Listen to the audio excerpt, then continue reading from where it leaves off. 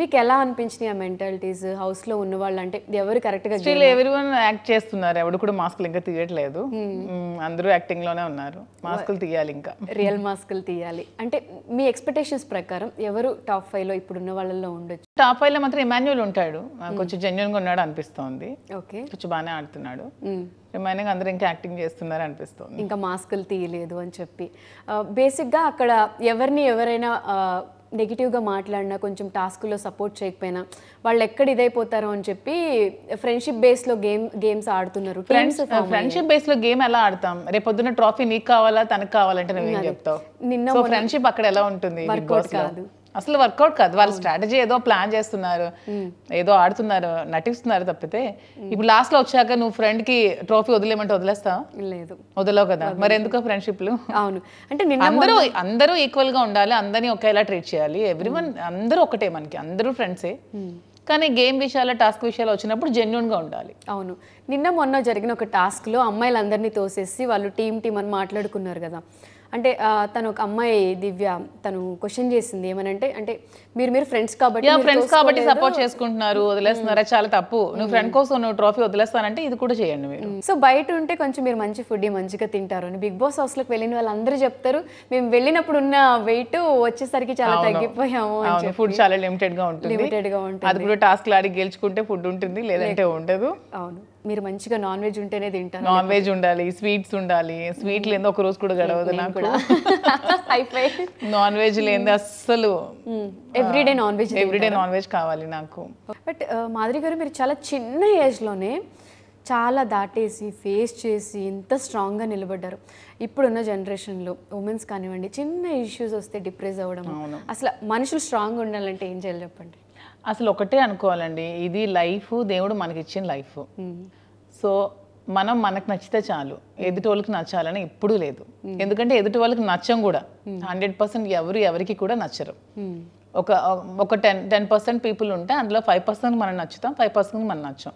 So ఎవరికో నచ్చలేదని, ఎవరో మన లైఫ్ ఇచ్చేస్తారని ఎప్పుడు కూడా మన లైఫ్ డిప్రెస్ అవ్వకూడదు అసలు. ఎందుకంటే ఇది మన లైఫ్, మనమే లీడ్ చేయాలి. మనకు నచ్చితే చాలు కదా, ఎదుటి వాళ్ళకి నచ్చితే ఏంటి, నచ్చకపోతే ఏంటి.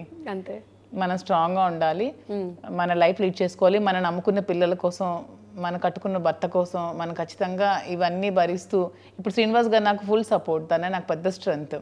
సో నాకు ఏ డిప్రెషన్ ఉన్నా, ఏ స్ట్రెంగ్త్ ఉన్నా తను నాకు 100% సపోర్ట్ చేస్తారు.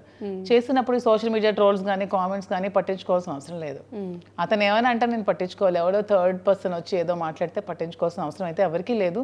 సో ఆడవాళ్ళందరూ కూడా ఎప్పుడు కూడా నెగిటివిటీని తీసుకోకండి, ఎవరేమన్నా పట్టించుకోకండి. మీరు ఇండిపెండెంట్గా బ్రతకడానికి ట్రై చేయండి. మీరు ఇండిపెండెంట్గా ముందు లైఫ్ లీడ్ చేయండి, ఎవరి మీద డిపెండ్ అవ్వకండి. మీరు ఇంకో ఐదుగురు మందికి, ఒక అట్లీస్ట్ కొంతమందికైనా మీరు ఉపాధి కల్పించే స్థితిలో ఉండండి. అప్పుడు ఖచ్చితంగా మన లైఫ్ బాగుంటుంది. డిపెండ్ అవ్వకూడదు ఖచ్చితంగా. సో ఇప్పుడు వస్తున్న కమెంట్స్ చూస్తున్నారా మీరు? ప్రీవియస్ ఎంత నెగిటివ్ కమెంట్స్ వచ్చినా కూడా ఈ మధ్యకాలంలో కొన్ని రీల్స్కి నేను చదివా అనమాట. ఏం పెడుతున్నారంటే, అట్లీస్ట్ ఈ ఏజ్లో అయినా మీ హ్యాపీనెస్, మీకు ఏం కావాలో ఒక బోల్డ్ స్టెప్ తీసుకుని హ్యాపీగా ఉన్నారు.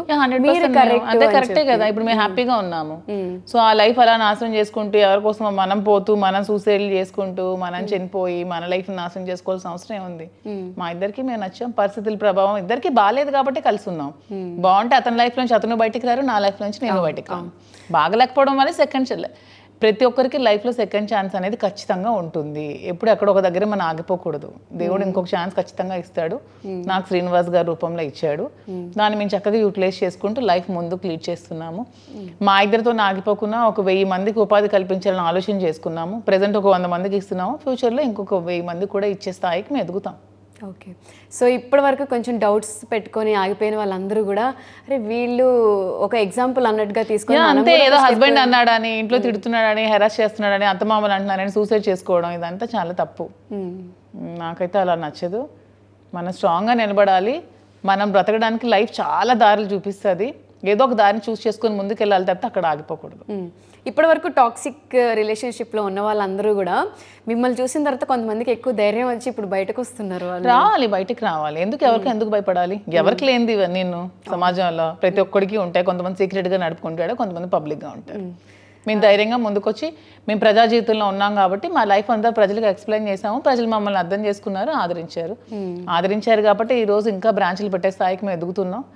ఎక్కడెక్కడి నుంచో మా వర్క్లా సిల్క్స్ రావాల్సిన అవసరం వాళ్ళకి లేదు. ఎందుకు వెతుక్కొని వస్తున్నారంటే శ్రీనిగారిలో లాయాలిటీని వాళ్ళు గమనించారు కాబట్టి ఎక్కడెక్కడి నుంచో మన దగ్గరికి వస్తున్నారు.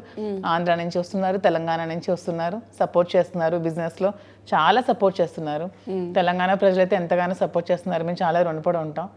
మేము అన్ని అక్కడ కోల్పోయి తెలంగాణ వచ్చినప్పుడు తెలంగాణ మాకు బాగా ఆదరించింది, బాగా సపోర్ట్ చేశారు. ఎక్కడెక్కడి నుంచి ప్రజలు మమ్మల్ని కలడానికి వస్తారు. 80-85 years ఓల్డ్ పీపుల్ కూడా నడవలేని స్థితిలో మమ్మల్ని కలవడానికి వస్తున్నారు. శ్రీనివాస్ గారి కోసం పూజలు చేస్తున్నారంట. శ్రీనివాస్ గారు బాగుండాలని అంతకన్నా లైఫ్లో ఏం కావాలి?